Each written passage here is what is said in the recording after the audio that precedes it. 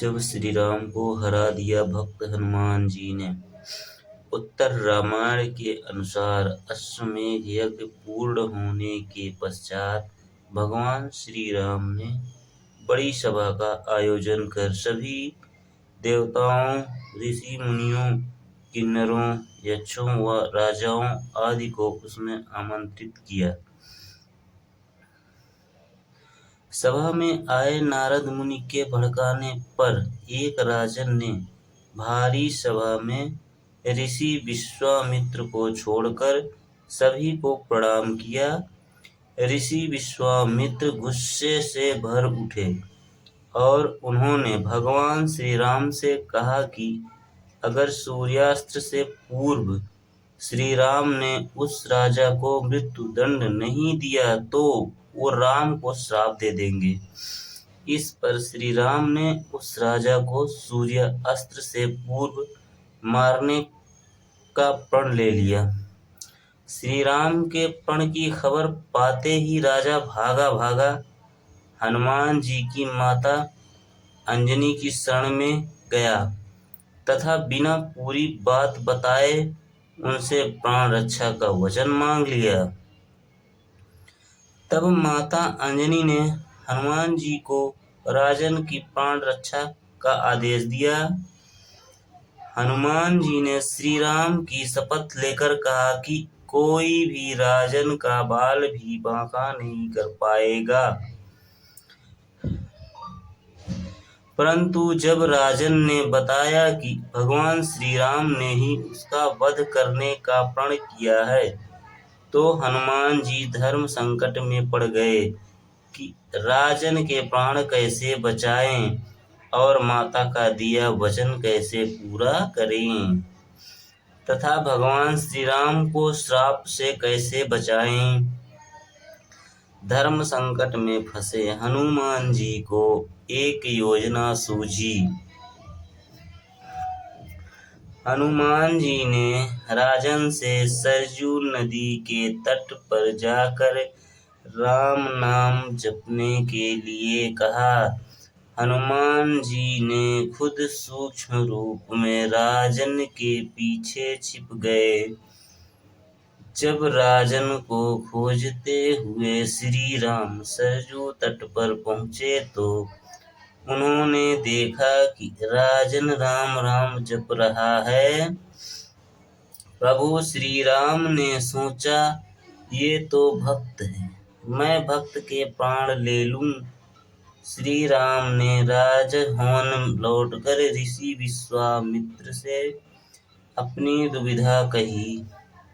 विश्वामित्र अपनी बात पर अडिग रहे और जिस पर श्री राम को फिर से राजन के प्राण लेने हेतु सरजू तट पर लौटना पड़ा। अब श्री राम के समक्ष भी धर्म संकट खड़ा हो गया कि कैसे वो राम नाम जप करें, अपने ही भक्त का वध करें। राम सोच रहे थे कि हनुमान जी के उनके साथ होना चाहिए था, परंतु हनुमान जी तो अपने ही आराध्य के विरुद्ध सूक्ष्म रूप से एक धर्म युद्ध का संचालन कर रहे थे। हनुमान जी को यह ज्ञात था कि राम नाम जपते हुए राजन को कोई भी नहीं मार सकता, खुद मर्यादा पुरुषोत्तम राम भी नहीं।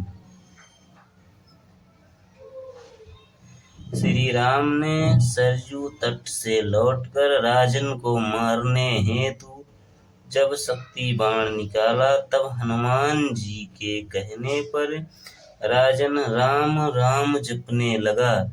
राम जानते थे राम नाम जपने वाले पर शक्ति बाण असर नहीं करता। वो असहाय होकर राजभवन लौट गए। विश्वामित्र उन्हें लौटा देखकर श्राप देने को उतारू हो गए और राम को फिर सरजू तट पर जाना पड़ा। इस बार राजा हनुमान जी के इशारे पर जय जय सिया राम जय जय हनुमान गा रहा था। प्रभु श्री राम ने सोचा कि मेरे नाम के साथ साथ ये राजन शक्ति और भक्ति की जय बोल रहा है, ऐसे में कोई अस्त्र शस्त्र इसे मार नहीं सकता। इस संकट को देखकर श्री राम मूर्छित हो गए। तब ऋषि वशिष्ठ ने ऋषि विश्वामित्र को सलाह दी कि राम को इस तरह संकट में न डालें। उन्होंने कहा कि श्री राम चाह कर भी राम नाम जपने वाले को नहीं मार सकते, क्योंकि जो बल राम के नाम में है वह खुद राम में नहीं है। संकट बढ़ता देखकर ऋषि विश्वामित्र ने राम को संभाला और अपने वचन से मुक्त कर दिया। मामला संभालते देखकर राजा के पीछे छिपे हनुमान जी वापस अपने रूप में आ गए और श्री राम के चरण में आ गिरे। तब प्रभु श्री राम ने कहा कि हनुमान जी ने इस प्रसंग से सिद्ध कर दिया कि भक्ति की शक्ति सदैव आराध्य की ताकत बनती है तथा सच्चा भक्त सदैव भगवान से भी बड़ा रहता है। इस प्रकार हनुमान जी ने राम नाम के सहारे श्री राम नाम को भी हरा दिया। दोस्तों, यह कहानी कैसी लगी? अगर पसंद आई हो तो लाइक, शेयर और कमेंट जरूर करें। हम आपके लिए लेकर आएंगे अगले एपिसोड में और भी अच्छी